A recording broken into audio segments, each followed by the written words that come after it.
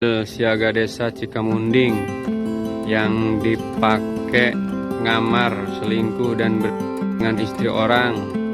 Ada-ada saja cara yang dilakukan orang untuk berselingkuh. Seperti yang terjadi di Sukabumi, Jawa Barat berikut ini, seorang oknum kepala desa digerebek tengah berselingkuh dengan istri orang di villa. Ia terlihat menggunakan mobil ambulans diduga untuk kelabui warga. Warga kampung Purojati, Dedak, Cikahuripan, Kecamatan Cisolok, Kabupaten Sukabumi, Jawa Barat, dihebohkan dengan peristiwa penggerebekan di salah satu villa pada Jumat 7 Juli dini hari.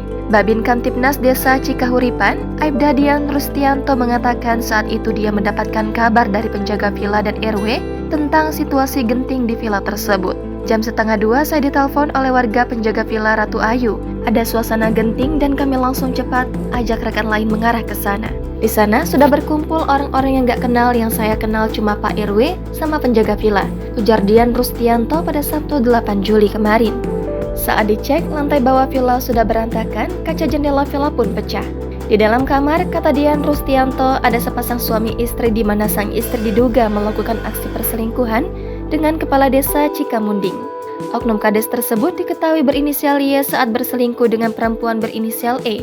Mereka digerebek oleh AK yang merupakan suami E. Di lokasi, polisi mengamankan sejumlah barang bukti termasuk mobil ambulans yang diduga dipakai oknum kades, serta beberapa barang bukti lain seperti tas milik kades, tas perempuan milik E, kemudian motor PCX yang diduga milik E. Menurut Dian, perempuan berinisial E dibawa ke Polsek Cisolok bersama dengan barang bukti yang ada. Namun sayangnya, oknum kades yang diduga berselingkuh dengan E berhasil kabur.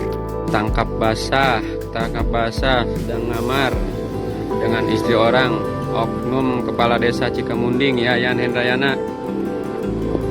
Pelaku melarikan diri. Barang bukti 1 unit mobil, identitas mobil. Jangan lupa subscribe, share, komen, dan like ya.